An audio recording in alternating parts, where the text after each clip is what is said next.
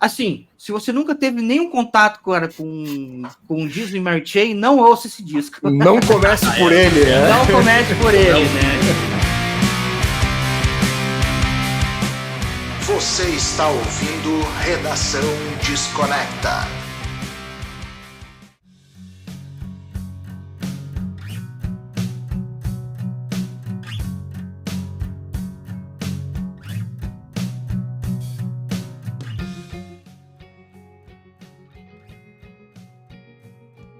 Fala aí, Desconectors, tudo numa boa? Começando mais um Redação Desconecta, o teu podcast semanal, onde a gente fala de música, estilos e coisas relacionadas. Todas as terças-feiras, às 8 horas da manhã, no Spotify e às 20 horas no YouTube. Falando nisso, estamos fazendo os cortes agora dos podcasts que estão rodando lá no YouTube. Tem dado bom, a galera tem vindo aí visualizar bastante os vídeos aí, né? Então, além do podcast de 1 hora, a galera que não tiver muita paciência e quer verificar ou ver alguma parte específica, pode dar uma passada por lá no nosso canal, se inscrever, deixar comentários e a gente vai trocando essa bola. Beleza? Hoje vamos falar nos discos mais interessantes aí dos anos 80, 40 anos daqui, ó, na minha mão, ó. Olha aí! Mandou valeu. Bem, esse eu nunca tive. Eu tenho valeu. Deu pra mim aí, valeu. Ó, se eu contar a história desse disco pra vocês, cara, eu comprei pela Discogs, veio de Portugal. Cara, não é que o cara não botou um plástico bolha no disco e o disco veio intacto, cara. Olha intacto. Aí, tive muita sorte, cara. Tá você deu muita sorte. Cara, ele veio só na caixinha, assim, ó. Cara, quando eu abri, eu me apavorei. Disse, cara, deu merda. Aí já fui abrindo ele, correndo, retinho, nem empenado, nem nada. Tudo tranquilo. Nossa Senhora. Quando chegou, eu me caguei literalmente. Daí, hoje, mais uma participação aí do nosso amigo Ricardo Scott, do Pop Fantasma. Inclusive, tava falando para ele do podcast. E, ô, Ricardo, antes da gente começar a entrar no assunto, fala aí, cara, tu tá retomando o podcast por lá, né? É verdade, gente. Boa noite. Boa noite, bom dia, boa tarde, enfim, depende da hora que vocês forem ouvir. O podcast do Pop Fantasma, que é o Pop Fantasma Documento, esse ano eu não tive tempo de fazer. Mas tem muita gente pedindo a volta dele. Foi uma coisa até que me surpreendeu, porque as pessoas não entravam tanto em contato. Eu pensei, eu vou fazer 3 edições no fim do ano. Ano que vem eu volto, né, que eu vou ter mais tempo. E eu fiz uma, agora que foi ao ar, sobre o Radiohead, né? Sobre a fase áurea deles, né? Na verdade, pegando desde o começo da banda dos anos 80, né? Porque o Radiohead é uma banda dos anos 80, começou em 85, e pegando até o OK Computer, né? Até o finalzinho dos anos 90. E, cara, assim, eu tentei fazer uma coisa bem completa, apesar do material do Radiohead não ser uma coisa que, por exemplo, eu acho que você não tem uma biografia deles. Eu não sei se no Brasil saiu alguma biografia deles, desses livros da Belas Letras, por exemplo, mas eu fui catando matérias sobre eles, né? No caso do Radiohead, no caso das bandas dos anos 90, a gente tem essa sorte que elas foram muito bem cobertas aqui no Brasil, né? Porque tinha Bis, tinha o Rio Fanzine aqui no Rio de Janeiro, que legal. Que era do Globo, né? Vocês também deviam ter aí na cidade de vocês alguma opção, alguma coisa também e tal. E aqui a gente se virava muito com a Bis, se virava muito com o Rio Fanzine, de vez em quando dava uma lida na Folha, quando comprava a Folha, né? E muitas vezes em quando dava para se virar com uma revista importada. Eu me lembro até hoje que a única revista que era mais ou menos fácil de achar na banca, cara, né? Era a Rolling Stone, a americana, né? Acho que a Mojo começou naquela época, mas você não encontrava tanto e tal. Uhum. E aí eu tive que sair catando. Eu fui em fórum de fã que tinha matéria deles, no arquivo da Bis, no arquivo da Biblioteca Nacional, né? Porque lá tem as matérias do JB da época e tal. Que legal. Jornal do Brasil, né? De alguns outros jornais também. E fui montando o roteiro. Dá um trabalho. O roteiro do Pop Fantasma Documento tem 15 páginas, cara. É muita coisa. E eu já tentei diminuir, tá? A missão de diminuir esse roteiro Foi uma coisa que eu não consegui fazer. Ele continua tendo 15 páginas. Essa sexta vai ter um outro. E, assim, já tá gravado. Falta gravar uma partezinha e tal. E, pô, deu trabalho também. Meio que, mas, assim, foi um artista, né? Foi uma artista, no caso, né? Vou revelar logo, Alanis Morissette, que foi muito coberta aqui no Brasil. Ela veio ao Brasil, né? Na época do primeiro disco, sabe? Foi no Programa Livre, foi no Programa Livre. Ainda foi na Malhação, cara. Caralho, não lembrava dessa. Na Malhação não lembro, mas Programa Livre. Não, eu vi na época, acho que não tem no YouTube, porque a Globo manda derrubar tudo, mas eu vi na época. Eu lembro da Alanis, ela teve 2 falas, né? Aí pegou o violão, o Taylor Hawkins estava com ela, se não me engano, estava tocando uma panderola, né? E ela pegou o violão e tocou Head Over Feet. Eu me lembro até hoje da cara de constrangimento dela. Ela, tipo, o que eu faço agora? Então, pô, meio louco, né? Pô, você vai pro Brasil participar de uma novela. Lá, novela? Como assim? Que é isso? Lá, o brasileiro ama novela, vai pra lá. Então. Demais. E encontra onde, cara? No Spotify ou tu tá colocando só no SoundCloud? E no site, né? Cara, tá no Spotify, até o Spotify cansado da minha cara. Tá no Deezer, tá no Mixcloud, tá no Castbox. Ano que vem eu vou colocar ele em mais plataformas, né? Porque, enfim, eu vou te falar que no ano passado eu ficava pensando, cara, eu não vou botar em 200 milhões de plataformas, porque também vai ficar difícil até de acompanhar esse troço. Mas, cara, tem gente que se recusa a usar Spotify. Sim. E o cara só escuta, YouTube, sei lá... YouTube eu não sei, pode ser de repente, mas assim, eu vou ter que botar todos os episódios um por um, né? YouTube tem um problema que tem uns episódios que tem música, eu não sei se vai dar certo. Vai dar problema. Mas, por exemplo, eu acho que sei lá, tem da Apple, né? Tem algumas aí, eu vou tentar ver, entendeu? E tem muita plataforma que não tem podcast, né? Sim. Aquelas Tidal e tal, acho que não tem, né? É só música, né? Eu acho que é música. Mas tu consegue colocar, tem um aplicativo do próprio Spotify hoje que se chama Creator.Spotify. E aí tu cria por lá, isso, e aí depois tu só o RSS desse arquivo, que ele vai gerar um RSS, tu só distribui para as outras plataformas. Então todo mundo, quando tiver uma atualização, ele atualiza em todas as plataformas de podcast. Eu acho que esse você tem que usar o Anchor, né? Que é aquele. O Anchor, o antigo Anchor, agora é o Creator. Pois é. Eu não uso o Anchor, não, eu uso o Castbox, cara, que eu vou te falar que me atende muito bem, tá?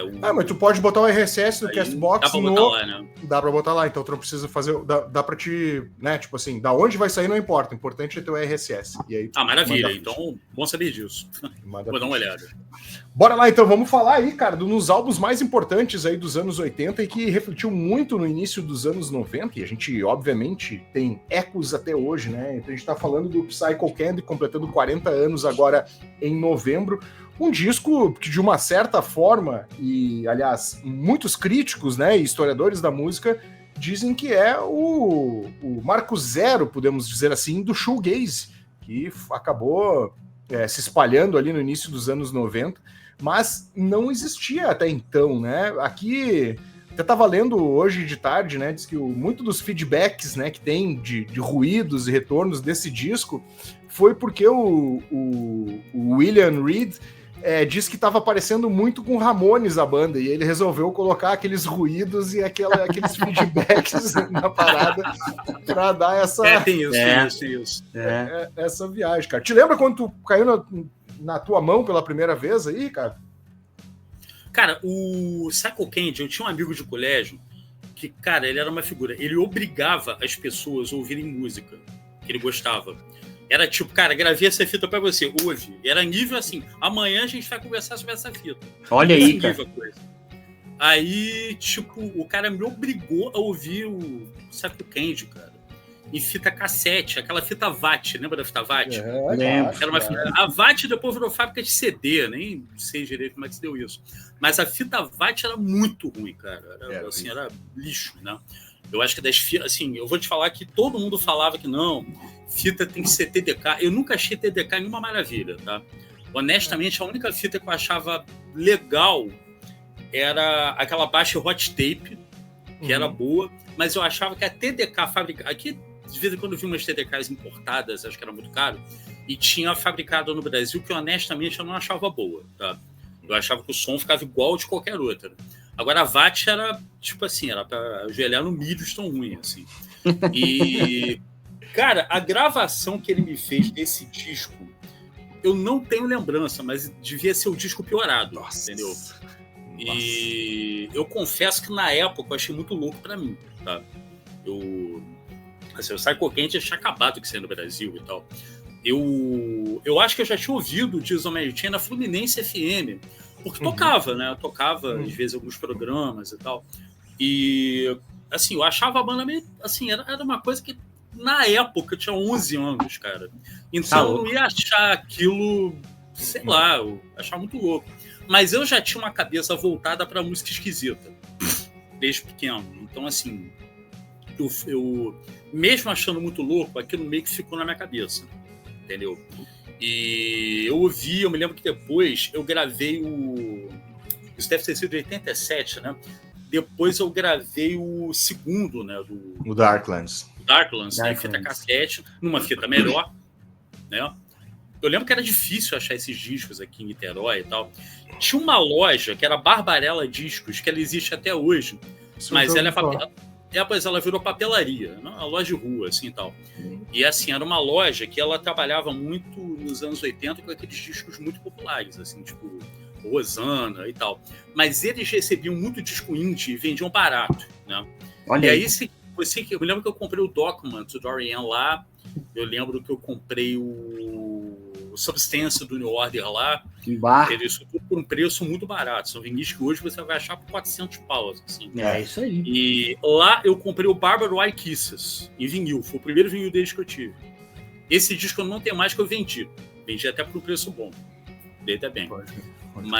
Mas eu tenho em CD. Aí comprei. Quando eu já tinha CD, isso deve ter sido em 92, eu comprei o Psycho Candy em CD importado.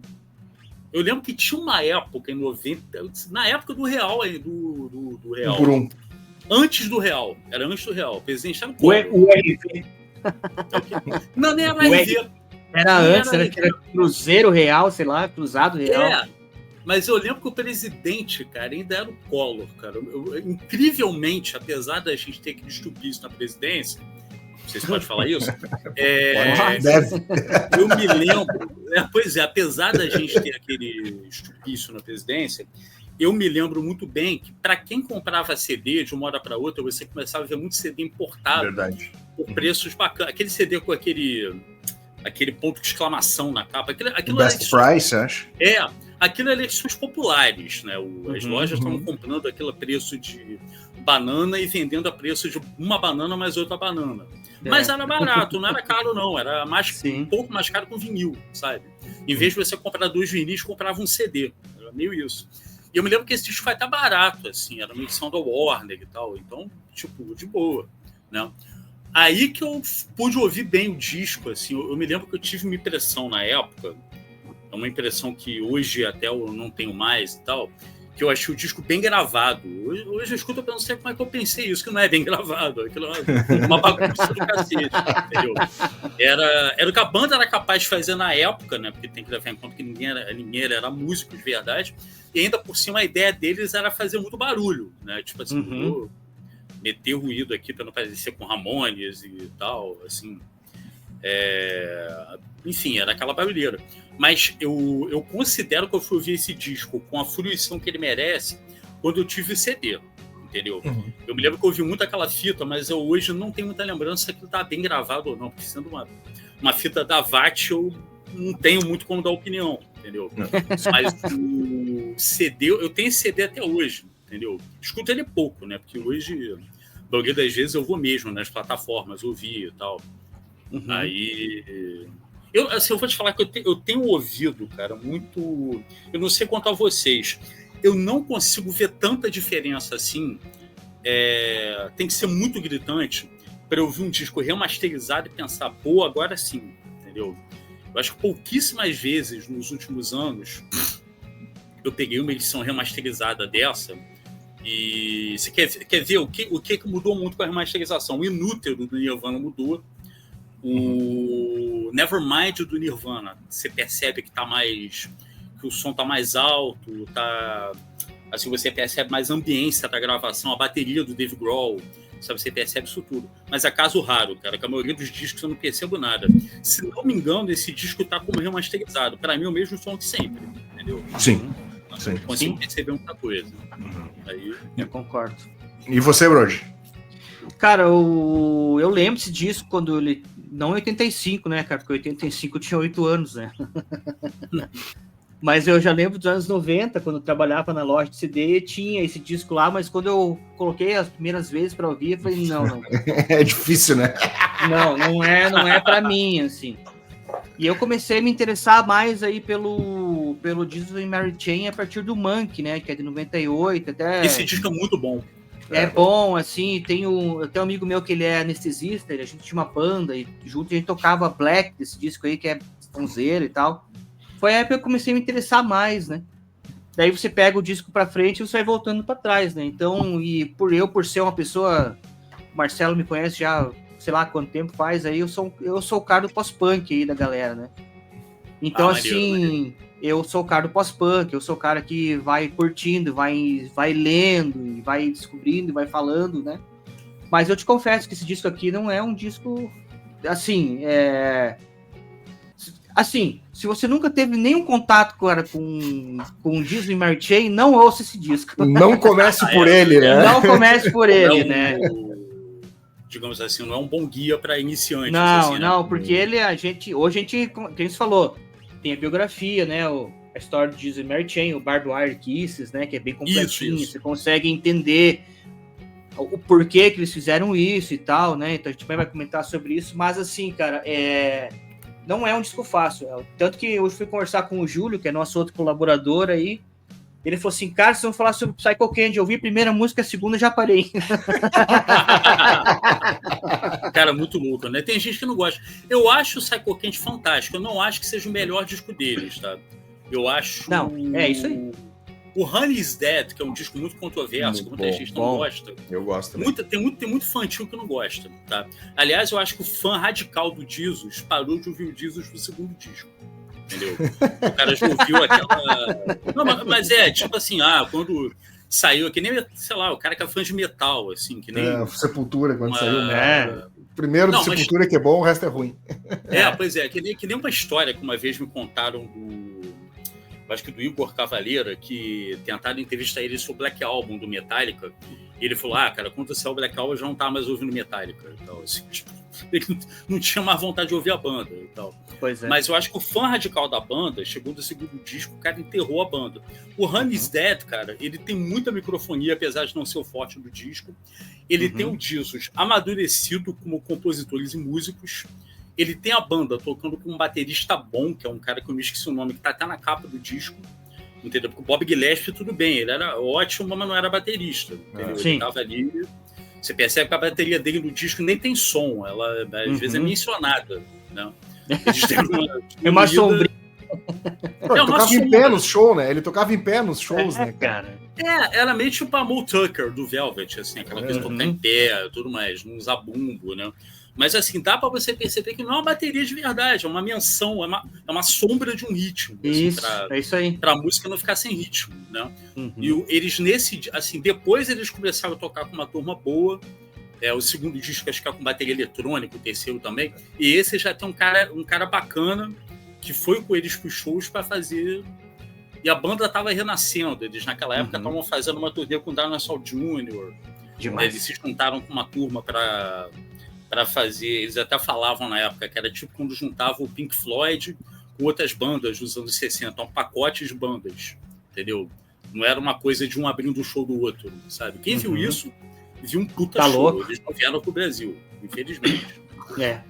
Entendeu? Demais. Mas esse disco é muito louco por todo o contexto que ele tem, né, cara? Os caras eram do interior de Glasgow, né? Até a gente falou no... Skillbride.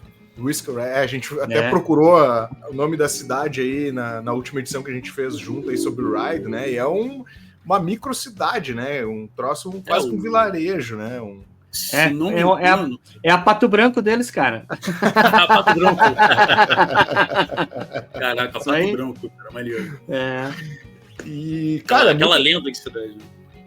O Brody de lá, né? Não vai. Eu sou de Pato Branco, eu moro aí. Tá em Pato Branco, inclusive. Você mora em Pato Branco? Cara, Pato Branco é uma lenda, né? Acho que todo mundo comenta assim. Sim. Até porque tinha aquela série da Globo que tinha aquela personagem Pato Branco e tal. Sim. Na verdade, sai de baixo, né? O Toma lá da cá.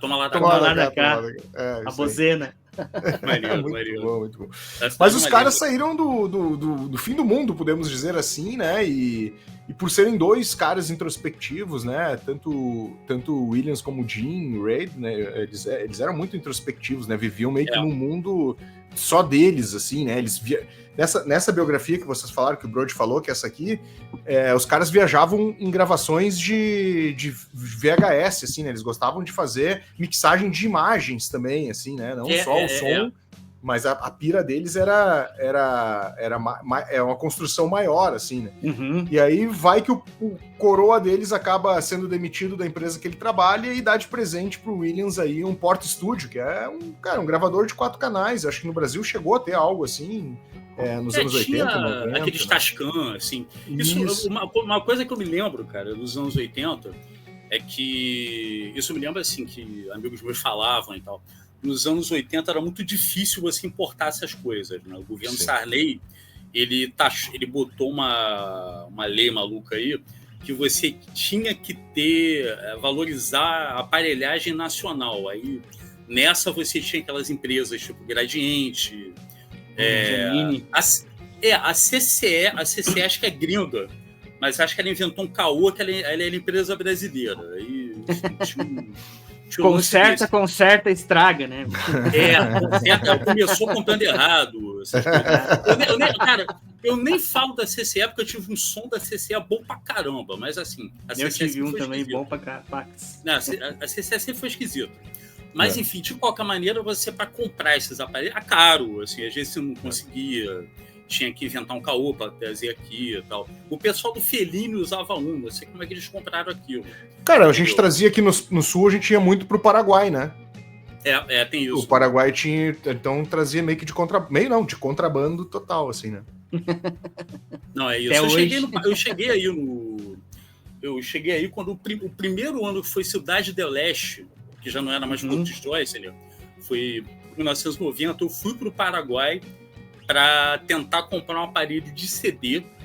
Eu me lembro que eu fiquei bem decepcionado, porque estava naquela onda do Discman, então você não via aparelho de CD em lugar nenhum. Era só Discman. Aí eu não quis comprar o Discman. O que eu comprei... Eu lembro que eu acabei comprando 2 CDs. Foi isso? Comprei 2 CDs, trouxe para cá. E um CD era um do Black Sabbath, aquele Master of Reality. Mas era uma edição semi-pirata da Castle, com um som horroroso. Caralho. Essa edição ficou comigo 2 anos. Depois eu comprei o disco na edição da Warner mesmo, assim, eu arrumei uma graninha, comprei o disco na edição da Warner, e essa edição eu vendi por aí e tal. Mas eu acabei comprando o CD aqui no Brasil. Mas eu me lembro que eu fiquei bem decepcionado com isso, assim, tipo, era só Discman, era um preço que não era muito convidativo, e era aquela onda de fita pirata, assim, tudo quanto lugar era fita pirata. Eu lembro que a irmã do amigo meu voltou de lá com uma caixa cheia de fita, assim. Fita de lambada, né? Que na época era aquela moda lambada. Mas muito louco, cara. E os caras viviam nessa paranoia, assim, né? Os 2 irmãos meio que se buscavam essas influências entre eles. Eram muito fãs do Velvet Underground. Olha a loucura dos caras, né? Acho muito por ser essa parada indie, assim, né? Independente total. E também das Shangri-Las, né, cara? Uma banda de vocais femininos muito bem cantada, por sinal, né? As gurias mandavam muito bem. Mas era muito diferente, assim, né? O cara gostar do Velvet Underground, ainda mais para aquela época, né? E numa outra linha mais... com canções com mais melodias, né? Não que o Velvet não tivesse melodias, tinha, mas era mais, né? Tranquilas, né? Não era uma coisa tão... Não era característica tão forte da banda, né? Sim. Assim, eu tava vendo aquele documentário, eu vi tem muito tempo, né? Vi quando saiu, né? Foi na pandemia até. Aquele documentário do Todd Haynes sobre o Velvet Underground. E uma coisa que eu fiquei impressionado, que eu nunca tinha me ligado, é que tanto o John Cale quanto o Lou Reed, eles tinham uma noção na cabeça deles do que era uma música muito bem composta. E eles tinham muita referência de Bob Dylan, de girl groups, do Phil Spector, entendeu? Da Motown, desse pessoal todo. O Lou Reed, cara, ele até... Teve uma coisa que ele comentou nesse documentário que eu não vou me lembrar muito bem, mas, assim, a ideia deles era meio que tentar fazer isso, mas de uma outra forma. E era uma coisa que era bem, assim, ia bem contra o que estava sendo feito na época, né? Porque nos anos 60, né, você tinha aquela atenção sendo dada toda por rock da Califórnia, né, para nos Estados Unidos, né, para contracultura, que influenciou o rock britânico, né? Porque, por exemplo, os Beatles, né, o Sgt. Peppers, né, aquele nome comprido, veio daquelas bandas da Califórnia, que era Quicksilver Messenger Band, né, aqueles nomes enormes, né? Era uma brincadeira deles com isso. Então, cara, o Velvet era nova-iorquino, era aquela música dura, falando... Assim, por exemplo, uma coisa que é muito boa de ver, cara, se você for no YouTube, você acha uns filmes que eram daquela turma do Andy Warhol, né? Que foram feitos mais ou menos naquela época do Velvet. E, cara, é muito louco, porque assim, os filmes do Andy Warhol eram muito psicodélicos, entendeu? E ainda por cima, o Velvet, antes deles terem a Moe Tucker, eles tinham um baterista, que eu não vou me lembrar do nome, que ele trabalhava em alguns desses filmes. E, cara, eram filmes loucos, era uma psicodelia muito louca, sabe? Coisa assim que é quase de terror, entendeu? E, doideira, eu fico pensando, enquanto isso, os Beatles estavam fazendo um som que podia ser muito inventivo, mas ainda era um som padrão, assim, entendeu? Sabe? Teve toda uma coisa para eles chegarem ali, não foi exatamente uma ruptura, entendeu? O Velvet foi uma ruptura, mas teve também todo o caminho até ali para eles chegarem naquela parada. Sim. Eu nem acho tão separado assim o Velvet das Shangri-Las, até é engraçado que as Shangri-Las, elas influenciaram muito o New York Dolls, É verdade. Blonde. Elas voltaram nos anos 70 e cantaram no CBGBs, né? Teve até um projeto para fazer um disco novo delas, que elas... Enfim, não deu, era só o trio, né? Porque uma delas tinha morrido. Aí elas iam fazer um disco, só que o disco não deu muito certo, entendeu? Então, eu nem acho uma coisa tão separada. Eu acho que, na verdade, essa fusão ela foi melhor feita pelo Jesus, né? Porque você escuta aquilo, você percebe claramente onde tem Beach Boys, onde tem Shangri-Las, onde tem Velvet, onde tem até uma coisa ou outra meio Motown, entendeu? E aquilo ali foi muito bem unido, colado, né? Pelo Psycho Candy. Eu acho que os melhores discos que juntaram isso deles foram o primeiro e o segundo, né? Eu acho que o Darklands também tem muito disso, apesar de não ter muita microfonia, mas tem ainda... assim, muito do som do primeiro disco, né? Então... Sim.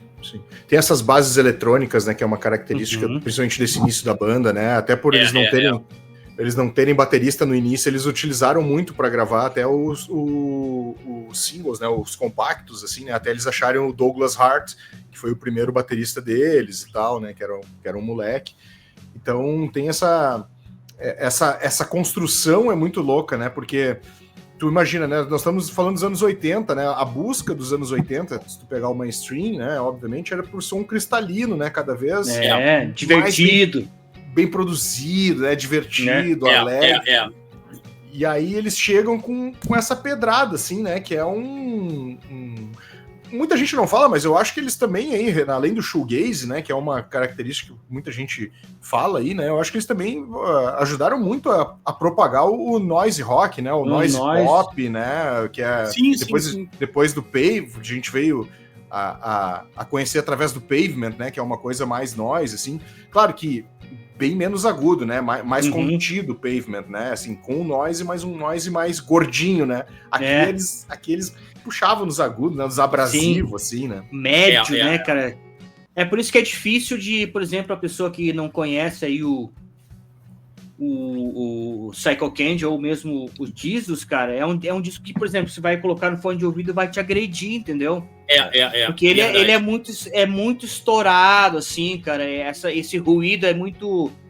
Parece aquele ruído de televisão de fim de estamos encerrando as nossas transmissões, daí entra aquela tela e parece que é isso aí o tempo inteiro, assim, mas potencializado, né, cara?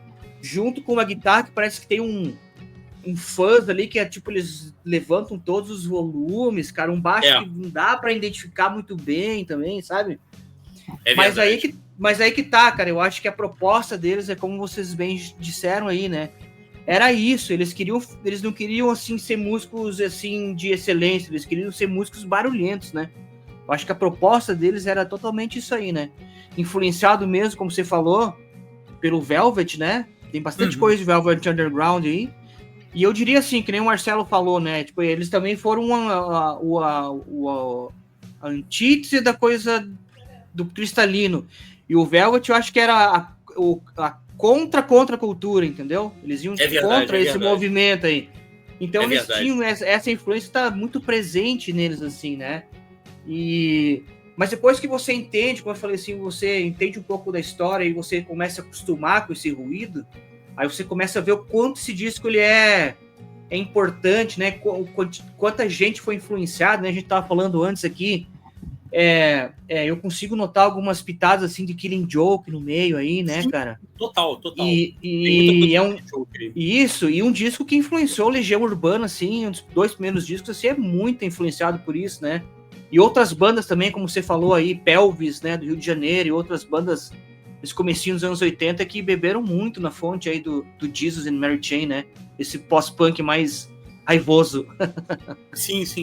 Eu lembro muito do Killing Chancel, né? Que, pô, Killing Chancel, era uma banda que era tida como essa imitação do Jesus. Eu nem sei se daria para falar imitação, porque, na verdade, depois que o Jesus surgiu, assim...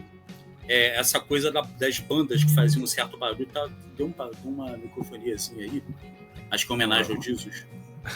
Vocês estão ouvindo disso, vocês estão botando o disco aí pra... depois que o Jesus surgiu, cara, apareceu muita banda fazendo barulho, então eu acho que assim, essas bandas meio que se influenciavam, acho que o Killing Chancel deve ter tido várias outras influências além deles e tal, mas é uma banda como o Second Coming aqui do Rio também era muito isso. Total. Entendeu? Acho que, sabe, teve toda uma cena depois que veio inspirada por esse disco e surgiu, se não em tempo real, surgiu pouco depois, né? Assim, tipo 4 ou 5 anos depois, né? O que para o Brasil naquela época é muito pouco tempo, né? Era muito pouco tempo, cara. Para pensar que a Legião estava trazendo influências do Buzzcocks em 85, com a banda já tendo quase 10 anos. Então... você vê. O mais louco que, além de tudo, né, além dessa introspecção deles, assim, eles também, no início, né, e a gente falou no Ride, né, que eles acabaram conhecendo através do Gillespie, sempre me confundo o cara do Primal Screen lá, o Gillespie. Eles acabaram conhecendo o Alan McGee, que depois acabou aí descobrindo várias outras bandas pela Creation, através da Creation, né, enfim. E eles acabaram caindo na mão desse cara, né, assim, o que deixou o Alan McGee maluco com o som dos caras, assim, o cara, ele ficou tão excitado quanto o Gillespie, assim, ele ouviu a primeira vez, né, essa banda, né, e começou a cavocar alguns lugares para eles tocarem, né. Teve isso. Se não me engano, o primeiro show que ele foi do Jesus, cara, foi um show que a banda toda tava bêbada e o Jim e o William começaram a brigar no palco. E ele meio que gostou daquela bagunça, né? E contratou a banda, né? Eles chegaram pouco na Creation, né? Acho que gravaram só o primeiro compacto, né? Que, aliás, é um disco inaudível, cara. Você bota aquilo pra ver, você não pode... Cara, aquilo ali realmente é agressivo. É tipo, não queremos fazer música. A gente quer expulsar o ouvinte do disco. Então, é meio isso. Que tem o Upside Down, que é essa aí, inaudível, e a Vegetable Man, né? Que é o Vegetable Man. Eu acho que era do Syd Barrett, se não me engano. É do Syd Barrett, exatamente. O Syd Barrett foi o que uniu eles ao Bob Gillespie, né? Porque era fã também e tal. Se não me engano, acho que ele comprou a demo do Jesus, né? Quando já tinha uma demo. E o lado B era um monte de música do Syd Barrett gravada, assim, e tal. Aí ele gostou daquilo, ele acabou fazendo amizade com a banda. É verdade, né? Esse disco acabou caindo nas mãos porque era uma fita que o Gillespie tinha, que de um lado tinha Jesus e do outro tinha outras coisas, né? Não era uma parada assim, e ele acabou entregando, acabou no Alan McGee, acabou indo para outras pessoas, assim, é verdade, relata no livro isso também, que é super interessante. E tava falando antes, né, da questão deles serem muito introspectivos, que nos primeiros shows os caras faziam de costa pro público, né, lá Jim Morrison, assim. Né? Eles tocavam de costas. Cara, assim, eu nunca entendi muito bem essa história, mas tinha aquela coisa de todo show deles no começo acabar em briga. Isso aí. Se não me engano, eu me lembro de um deles falar que, assim, para começo de conversa, a galera aqui no show deles era uma galera muito fodida, entendeu? Era aquele pessoal assim que não tinha dinheiro para nada, que às vezes nunca tinha ido no show de rock e tal. E aí o cara ia lá, via aquela zoeira toda no palco e dava, vamos extravasar aqui, vamos quebrar tudo, entendeu? Ele, se não me engano, teve um show que o cara subiu no palco e começou a quebrar o equipamento deles, assim. Pegou um martelo, que tava ali e começou a quebrar tudo. Eles tinham que, assim, eles tinham que fugir de garrafa de cerveja, de lata sendo atirada em cima deles e tal. Eu acho, cara, é engraçado, cara. Eu fico às vezes imaginando. Eu não entendo por que dava tanto problema num show deles, assim, mas eu acho que de repente eles realmente pegavam um público muito carente, né? E muito novo, e aí acontecia essas coisas, né? Um público desprovido de grana mesmo, né, de cultura e tudo mais, né, porque, né, obviamente, e eu acho que também essa incitação entre os irmãos também, né, cara, acabavam impactando no público, assim, né, por eles se agredirem também, né, e aquilo ali, eu acho que meio que virou meio que uma marca deles, inclusive, isso ajudou a popularizar a banda, né? Isso foi o mais louco, né? O Alan McGee fazia questão de implantar essas notícias na imprensa. Né? Que eles brigavam e tudo, que rolava essas coisas nos shows e tal. Cara, eu acho engraçado, porque, assim, eu acho, assim, eu não sei, eu não tenho irmãos, né? Imagino que você tá em qualquer trabalho com o seu irmão, o problema é que vocês dois têm que ter muita terapia, cara, porque chega um determinado momento que seu irmão, de repente, vai ficar xoxando, vai ficar, aquele dia que você fez aquilo. Porque a pessoa cresceu com você, ela sabe te provocar, entendeu? Mas, cara, pois é, intimidade é uma merda, né? Mas, enfim, eu não sei como é que, assim, eu acho que pra você estar numa banda, pra você estar numa banda, eu acho que eu tava vendo até outro dia o KLJ, foi o KLJ, cara? Não, foi Ice Blue, do Racionais. Naquele podcast que ele participava, que tinha o Barcinski e tal. B3, né? B3 mais um. Ele tava comentando, cara, pra você estar numa banda, você tem que estar com a cabeça muito no lugar, porque você pode pirar só por vir, por exemplo. Ele até citou o exemplo do Mano Brown. É evidente que o Mano Brown recebe mais atenção que eu, entendeu? Evidente que quando a gente era solteiro, ele era o cara que se dava super bem com as fãs, com as mulheres, assim, não sei se com as fãs, mas com as mulheres e tudo mais. E o resto da banda nem tanto. Se você não tem a cabeça preparada para isso, você vai pirar, entendeu? Você vai ter que entender certas coisas, sabe? Que certas coisas o outro vai chamar mais atenção e beleza. Então, assim, dentro de uma banda com dois irmãos, cara, que vivem nessa coisa de colisão o tempo todo, porra, cara, isso nem sei, cara, eu não consigo nem imaginar como é que seria isso, né? E depois o Jim e o William ficaram anos sem se falar, né? Tanto que sim. A banda teve um hiato aí enorme, voltou depois e tal. Por sinal, lançaram um belo disco ano passado, né? Sim, ótimo. Eles vêm lançando coisas boas. Eles se encontraram bem, né? E essa parada das brigas, depois eles começaram a incomodar eles bastante, assim, né? Tanto é que eles fizeram esse lançamento aqui. Acho que aqui já era branco e negro, né? O Records. Branco e negro. Que era um selo da Warner, né? Isso. Era um selo assim, meio indie major, né? Da Warner para bandas pequenas. Mas acho que até o Alan McGee era ligado a esse selo. Eu acho que sim, cara. Eu acho que sim, né? Ele, até porque foi ele que fez todo esse contato também, né? Esse meio campo, né? Entregando a banda para pro selo, assim, né? Entregando entre aspas, né? Fazendo com que eles fossem contratados aí, né? Isso, Mas eu acho que teve isso. O mais louco é essa mistura ruidosa, assim, né? Eu acho que tudo isso acaba incentivando essa energia da juventude que tá ali vendo o show, né? Mais os irmãos se pegando no palco e acaba virando uma grande bagunça, né? Um grande show. E eles foram para Londres. Deixa eu só corrigir uma coisa. O Blanco e Negro, tô vendo aqui, ele, na verdade, não era o Alan McGee, era o Geoff Travis, da Off Trade. Eram 3 donos de selo. Era um cara da L Records, né? Que era uma outra gravadora. Eu não tenho muita ideia de que é essa gravadora. Mas tem o Michel Duval, que era daquela Lady K de Crepusculé, que era uma gravadora que era bem ligada à Factory e tal. Mas era esse cara da Rough Trade. O Alan McGee não era da Blanco e Negro, não. Mas desculpa, você falou que eles foram para a Espanha.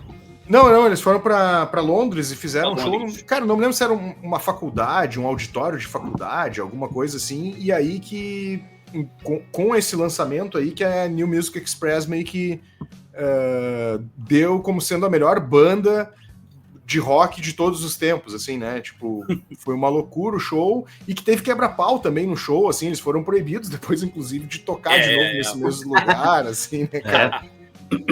E isso acabou incomodando, né? Essas coisas de NME, a melhor banda de todos os tempos.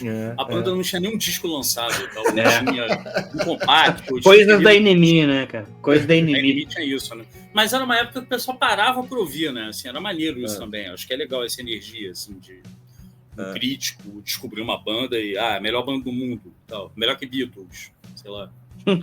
Eu acho que foi no segundo compacto, que é o Never Understand, que eu acho que eles deram esse título pra eles aí, né? Acho que era isso. Já era o segundo compacto. Mas é muito louco, porque o nível da tosqueira deles, se tu pegar o Darklands, por exemplo, que é o que a gente estava citando antes, primeiro a mudança de som gritante, assim, né? Mesmo mantendo as características da banda, o som mais down, né? Algumas coisas nesse sentido. O Darklands já é um disco muito bem produzido, assim, em termos de qualidade sonora, né? Assim, tem os seus ruídos e tal, mas não chega nem perto, assim, né? Dessa barulheira, entre aspas, né? Uma barulheira boa aí do Psycho Candy, né? É verdade. Acho que são só eles tocando com uma bateria eletrônica, né? Isso. E tem uma música que tem um baterista, né? Que era o cara que tocava com eles nos shows. Mas o disco inteiro são eles tocando guitarra, baixo, bateria e tal. Cara, eu acho um disco muito bom. Eu acho engraçado, cara, que assim, o Jesus, mesmo com esse ruído todo, com esse barulho todo, assim, do jeito deles, eles eram uma banda madura, cara. Porque o primeiro disco, a produção é deles, entendeu? Não teve ninguém ali pra falar, vocês estão malucos, não é assim e tal. E se tivesse, o cara ia só fazer besteira. Eles cuidaram daquilo tudo sozinhos, cara. Isso é muito maneiro, assim, e tal. Não teve nenhum cara desses feirão de estúdio pra fazer o meio de campo. Assim, pra meter a mão, né? Sim, entendi. É tipo do it yourself, né? Meio que do it yourself, assim. Totalmente. É porque cara, eu pensa comigo assim, ó.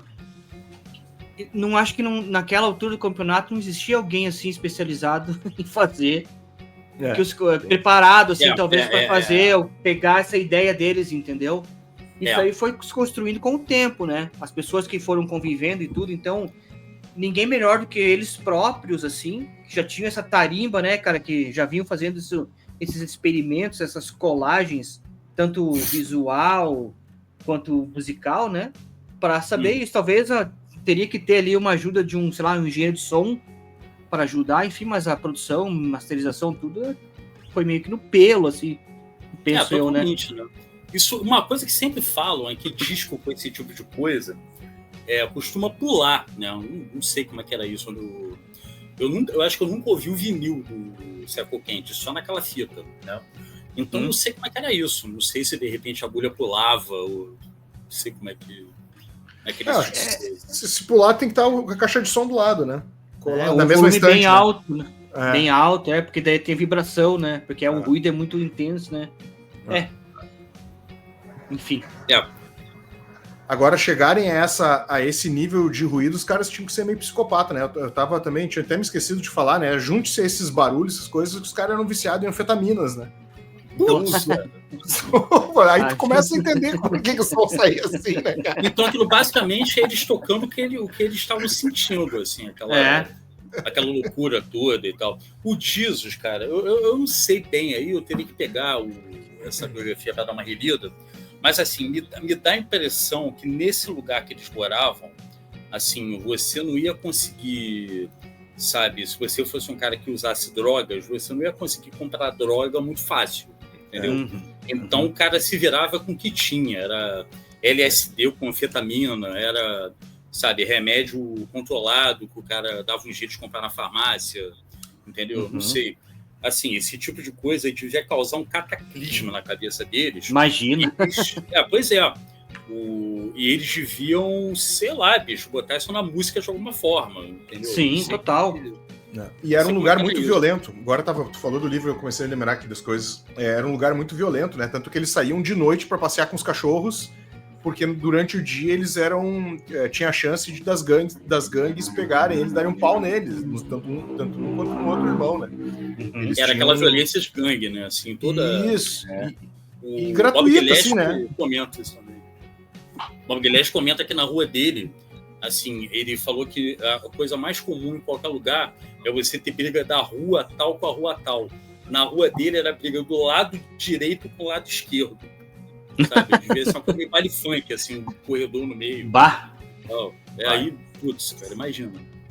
Então, assim, tinha esse lance dos valentões também, né, cara, que era muito, muito forte nessa região. Então, eles também, por eles serem mais quietos, também vem daí, né, porque eles começaram a entender que dentro de casa era muito mais saudável para eles em todas as formas, né, mesmo os pais sendo operários, né, acho que a mãe dele o pai dele era operário, tenho certeza, mas a mãe dele eu acho que trabalhava com limpeza, alguma coisa nesse sentido, assim, ou lavava para fora, mas mesmo assim eles incentivavam os irmãos a ter um certo nível de cultura, assim, né? Sim. Um básico, um livro, né? Algumas coisas que aculturassem os filhos até para fazer com que eles saíssem daquela situação e pudessem galgar algo melhor para a vida deles, assim. Sim, verdade, cara, assim, eu não sei como é que tá essa cidade hoje, assim. Eu li uma vez aquela série Livro do Disco, aqui no Brasil é Livro do Disco, né? Lá fora tem outro nome. Eu tenho o do Psycho Candy, né? Lá de fora, e eu me lembro de ter lido, cara, que nesse livro, que a cidade até hoje não mudou muita coisa em termos de... Olha aí. Ela assim, em termos da aparência da cidade. Eu não me lembro o que a pessoa falou em termos de ter mais diversões, né, de ter mais opções e tudo mais. Mas a aparência, aquele lugar que parece eternamente em preto e branco, sabe? Não é muito colorido, sabe? Que a pessoa bota a cara para fora da janela, só vê preto e branco, não mudou, ainda é assim.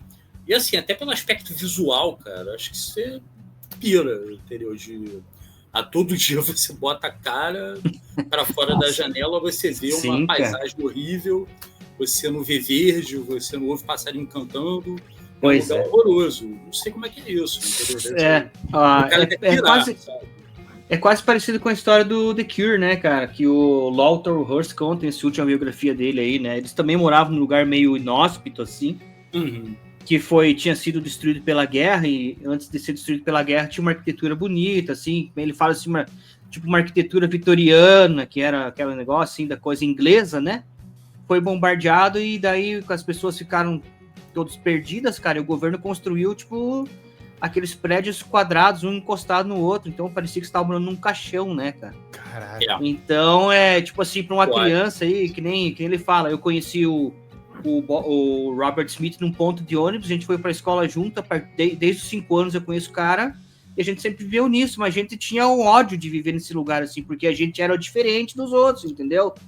E aí eles montaram uma banda, e como eles tinham essa questão punk e tudo, é mais ou menos a história que dos irmãos Reed aí, que eram introspectivos, os caras eram assim, tipo, essa questão de mais punk, de cabelo espetado, mão pintar de esmalte, essas coisas aí, cara, pra arrumar briga era 2 palitos, entendeu? Não, totalmente. Então... Uma banda que teve uma história parecida com essa também foi o Japan, né?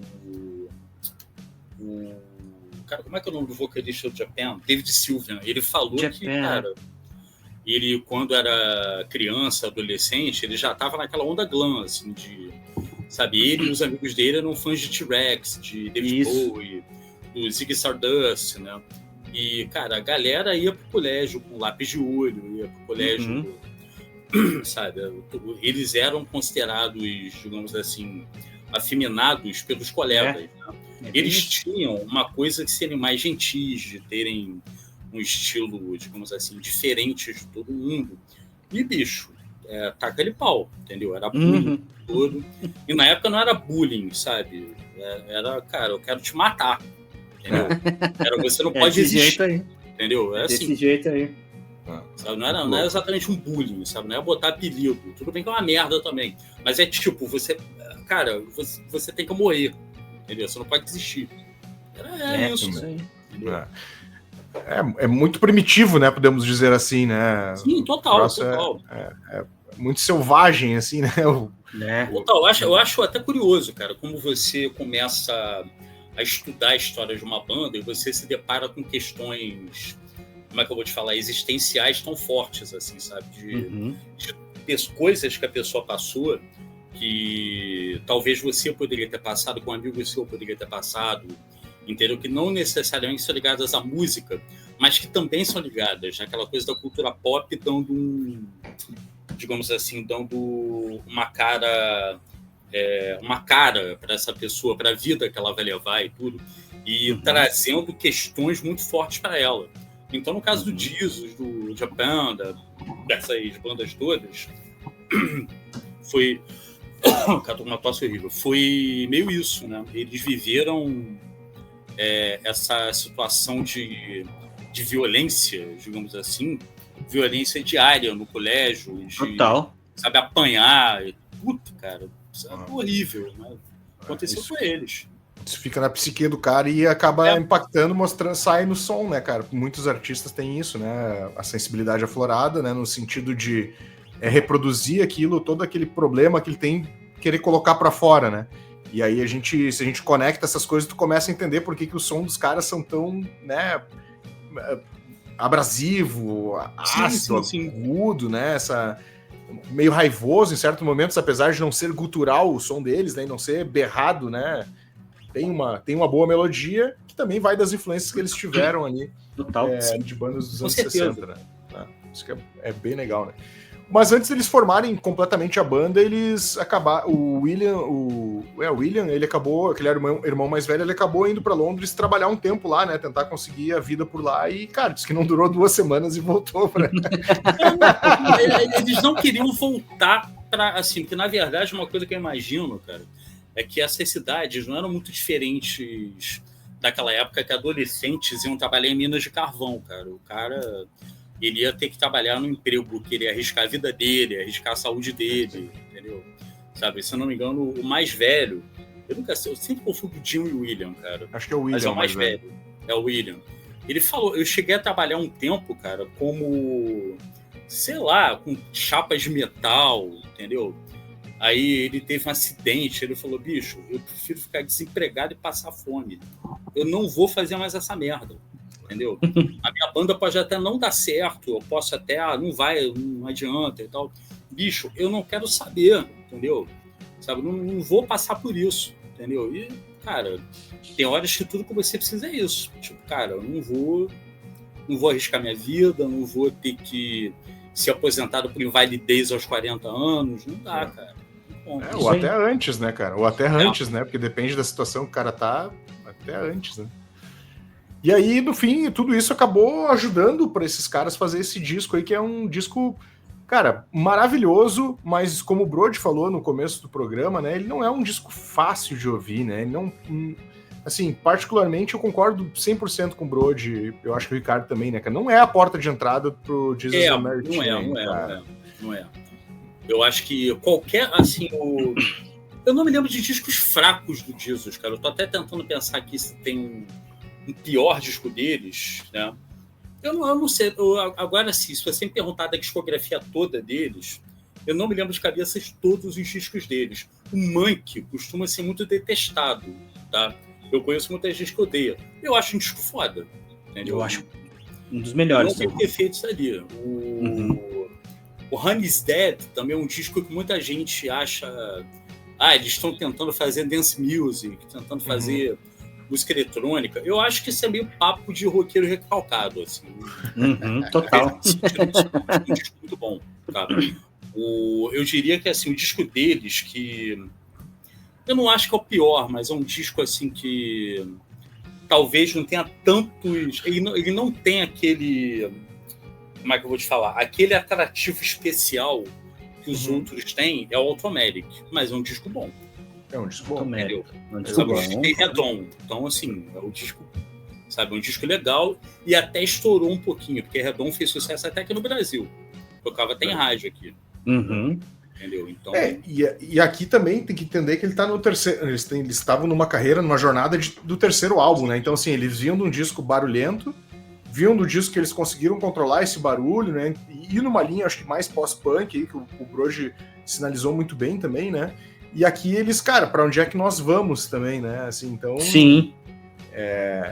Dá para entender quando as pessoas dizem que é um disco fraco, porque eles também estavam construindo a sua identidade sonora, né? De forma geral, né? Mesmo sendo uma banda que tem uma característica muito forte, né? Indo do sujo ao menos sujo, eles ainda estavam construindo a carreira deles, né? Então, muito provavelmente poderiam ter errado a mão, né? E não é ruim, verdade. Como vocês falaram. É verdade. Eu tava pensando nisso, eu não me lembro de nenhum disco fraco deles, assim. Acho que é uma banda que meio que manteve a regularidade esse tempo todo. Isso é bom também, assim, é bem legal. Eu ouvi o Monk muito, porque foi 98, é uma época que 98 tinha 18 anos, peguei bastante, assim, e eu me lembro de ter ouvido, de alugado nas locadoras de CD, né, porque a gente alugava na locadora de CD, né? O The Sound of Speed, que é de 92, que eu acho... eu gosto desse disco. Puta, muito massa, e a capa desse disco é uma das capas mais legais que tem, né, cara? Eu gosto bastante desse disco, acho muito bom. Acho bem legal mesmo. Eu lembro que, esse disco ele passou, assim, tinha clipe na MTV toda hora e tal, um disco bem, assim, bem... Uma época que a banda tava bem, né? Acho que o Jesus, nessa época de uma hora para outra, virou aquele tipo de banda que dava dinheiro, digamos assim. Né? Acho isso aí. Talvez tenha sido a primeira vez na vida deles, né? Eu não tenho muita novidade, eu tô vendo aqui, tem o Stoned and the Throned, que é o quarto, né? Esse eu tenho em CD, é o único que eu tenho em CD aqui. Eu não tenho muito. A única coisa que eu me lembro desse disco é da música com a Hope Sandoval, que é a Sometimes Always. Essa música é muito bonita. Eu não me lembro direito assim do restante do disco, assim, eu teria que pegar para ouvir. Mas esse disco geralmente é tido como sendo um disco bom, entendeu? Ele é tido, assim, ele é um disco querido, assim, não vejo muita gente falando mal dele, não. Não é um disco controverso, não. É verdade. E das músicas deste Psycho Candy aí, cara, tem algumas que a gente falou do Velvet Underground, tem duas que pra mim aqui são claras inspirações, né? O Cut Dead, que é a música 5, e a Some Candy Talk, que é aquela lentidão, né? Sim. Do primeiro álbum do Velvet Underground, da Banana, aquele, né? Do Sunday Morning e tal, cara, tem muito a ver. Eu acho que o Velvet, na verdade, eles tentaram muito... Assim, uma coisa que eu acho que é que toda banda que tenta mais ou menos reproduzir o que o Velvet fazia, eles têm uma certa paixão por esse lado mais assim, mais... Eu não vou falar em gótico, mas assim, mais... Melancólico do Velvet, né? Que Sunday Morning, de All Tomorrow's Parties, né? Essas músicas assim que... das músicas cantadas pela Nico também e tal. Eu acho que, assim, pra mim fica muito claro. Apesar do Velvet, com o tempo, ter se transformado numa puta banda de rock clássico, né? Sim. Depois do segundo disco, né? Que, foi um disco, assim, que basicamente é uma provocação, né? Eu acho ele até bem mais ruidoso que o primeiro. Acho que ele é até mais a cara do Jesus, né?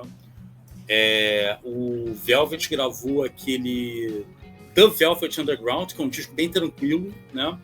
E depois teve o Loaded, né? Que já é um disco solo do... Eu não diria que é um disco solo do Lou Reed, né? Porque tem muita coisa ali que... cantada pelo Dog Yule e tal, mas, cara, é bem o estilão do Lou Reed solo, né? Tanto que as músicas que tem ali meio que persistiram no repertório dele, né? Ao lado de Waiting for the Man e tal.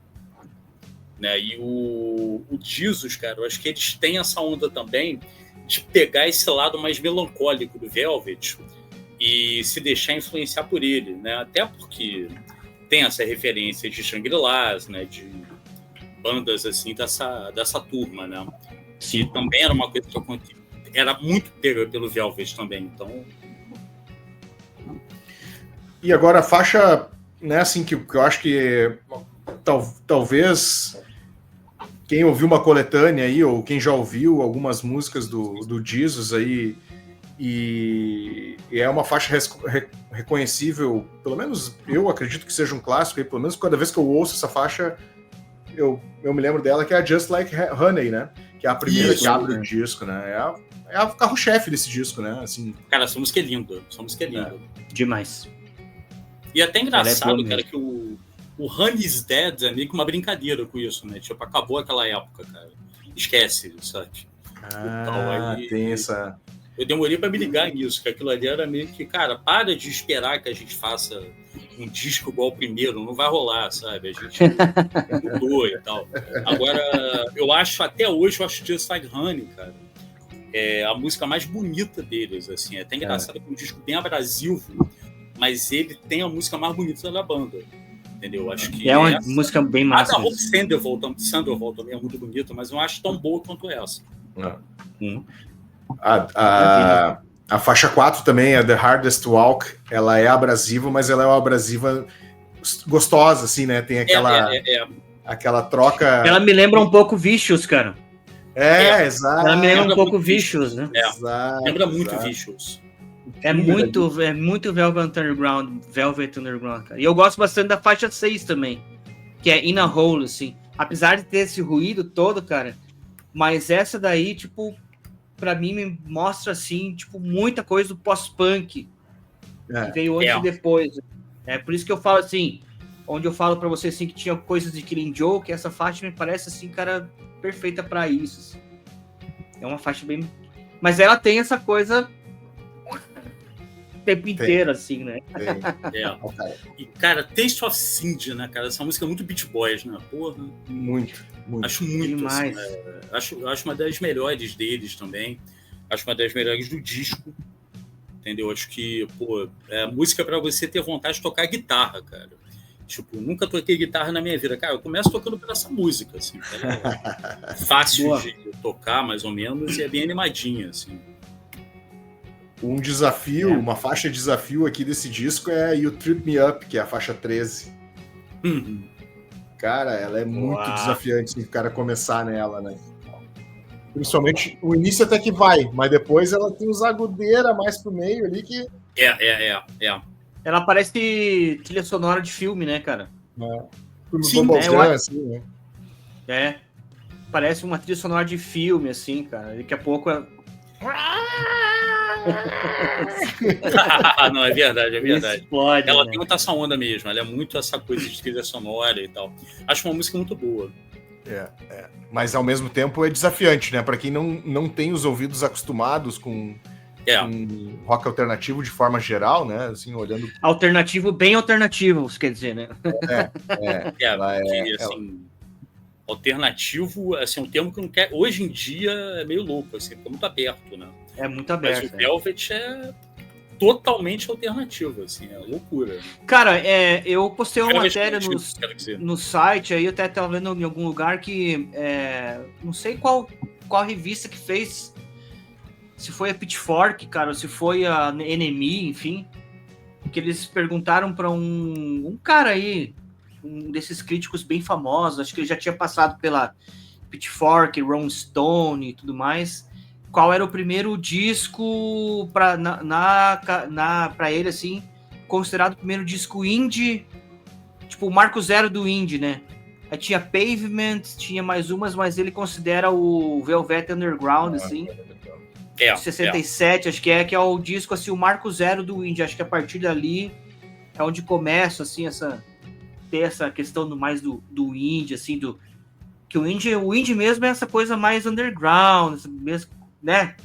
Essa coisa mais mistura pop com folk, com tudo isso, né? Então acho que ali para ele, não sei se você também tem essa impressão que... Eu acho que sim, cara, mesmo até porque foi bancado pelo Andy Warhol, né? Assim, então a princípio não tinha nenhum selo envolvido, né? Acho que o indie vem do independente, né? Acho que isso é uma coisa bem forte. E se não me engano, foi nos anos 80 que eles começaram a botar esses charts que eles chamam, né? Que é os melhores de alguma coisa, e criaram o chart indie, assim, né? De bandas independentes. Hoje o conceito é um pouco diferente, né? Assim, chamar de indie acaba virando não um estilo, né? Mas um formato. Verdade. Do que era. Acaba sendo isso.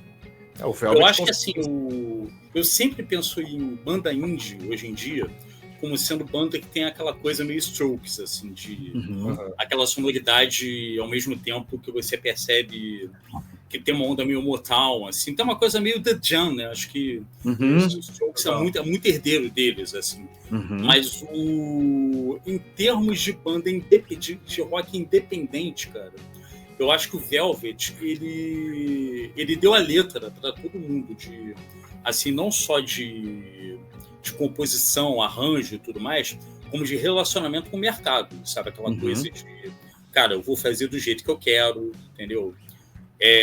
Eu acho também que, de certa forma, foi uma banda que criou também alguns vícios no meio indie, digamos assim, que é aquela coisa meio blasé de tô cagando para todo mundo e tal. Chega um momento que isso se torna uma coisa meio antipática também, entendeu? Acho que o próprio Lou Reed, quando ele começou a ficar famoso como artista solo, ele teve que perceber isso. Aliás, é até engraçado aquela entrevista que ele deu na Austrália, né? Que tem aquele vídeo, ele com cabelo louro. Aí o Japótris perguntando para ele: é verdade que você incentiva os seus fãs a usarem drogas? Eu faço o quê? Incentivo os fãs a usarem drogas? Ah, sim, incentivo. E tal. Ele começa aí. Aí, cara, com o tempo, acho que o próprio Lou Reed nos anos 80, ele teve um namoro muito, muito forte com a caretice, né? Que ele casou com a Sylvia Reed, né? Que era a esposa dele na época, antes da Laurie Anderson, né? E ela virou empresária dele, estava disposta a mudar ele, né? Tanto que ele fez propaganda das scooters da Honda, né? Ele e a Grace Jones fizeram. Né? Aí, pra tu ver. Que doideira. Aí, e a música da propaganda era Walking on the Outside. Né? Olha aí, cara. E assim, o mais louco dessa porra é que o Lou Reed nem tinha scooter. Ele dirigia uma Harley Davidson e tal. Assim, deve ter ganhado uma puta de uma grana para fazer isso. Então, assim, acho que chegou um momento também que ele pensou, cara, eu preciso deixar de ser esse filho da puta que eu sou e começar a tratar algumas pessoas um pouco bem, mesmo que depois eu vire que babaca e tal. Aí acho que alguma coisa deve ter mudado, né? Mas o Velvet, cara, ele foi a banda que deu a letra para isso, assim, de postura, de relacionamento com o mercado, de composição, sabe? Estética visual, né? A estética visual, né, cara? Atitude, estética visual, música, relacionamento com o mercado, tudo junto num pacote, entendeu?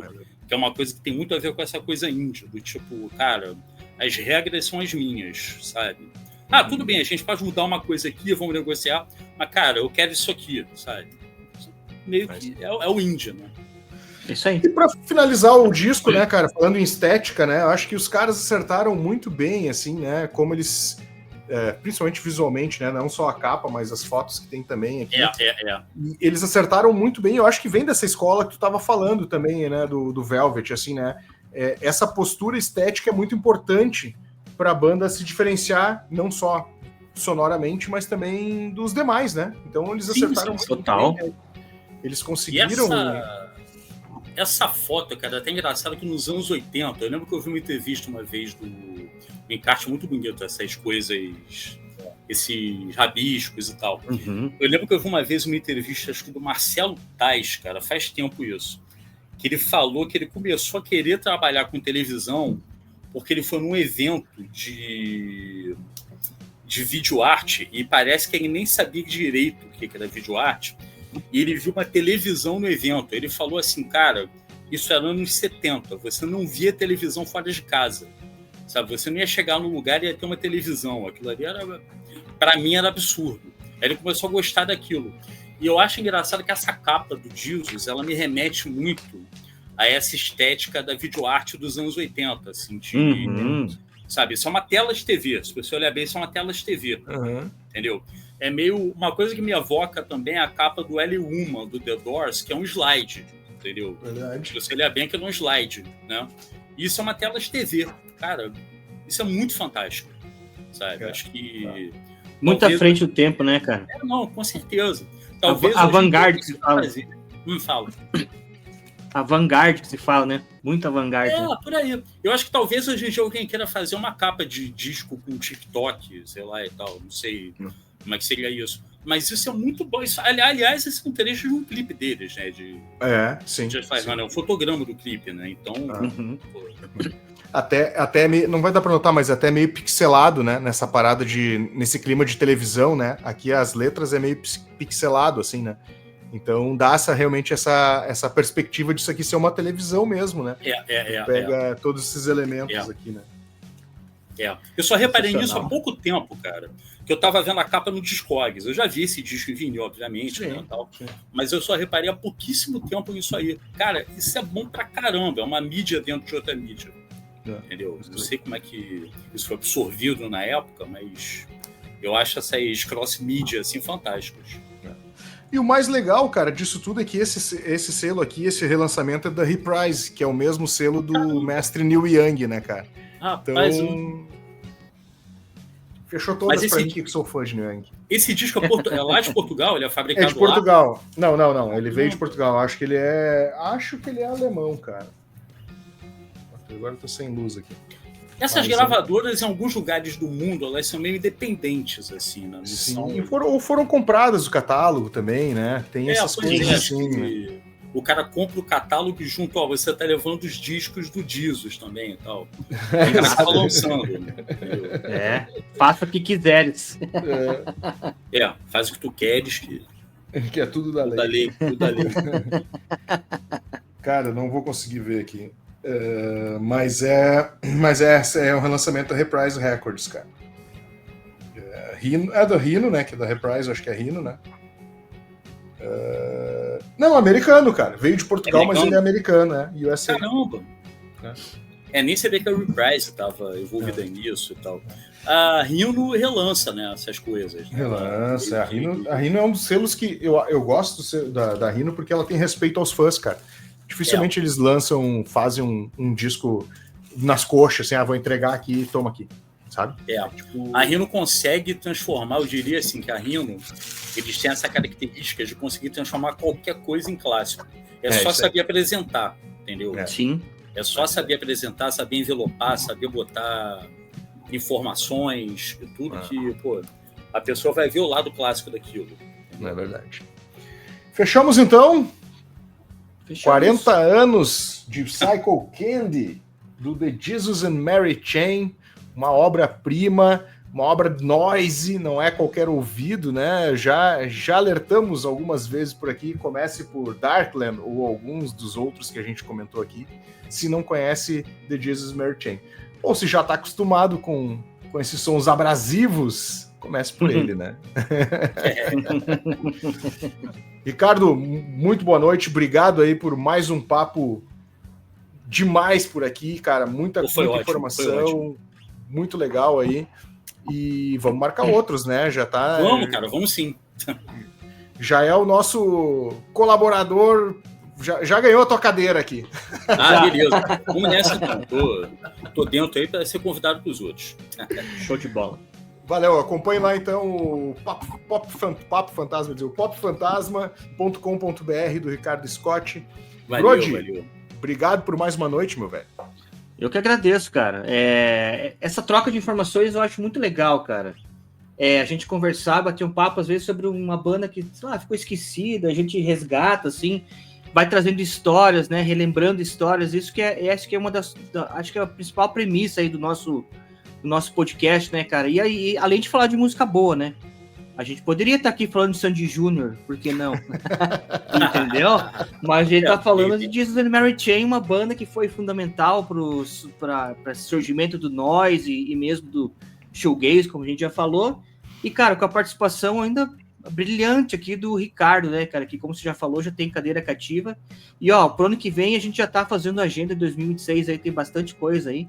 A gente vai voltar a se falar várias vezes. Fica ligado aí, que vai ser bem legal. Valeu, gente. Beleza, valeu. Até semana que vem, um abração. Valeu, Ricardo. Valeu, Brunch. Valeu, Falou. valeu.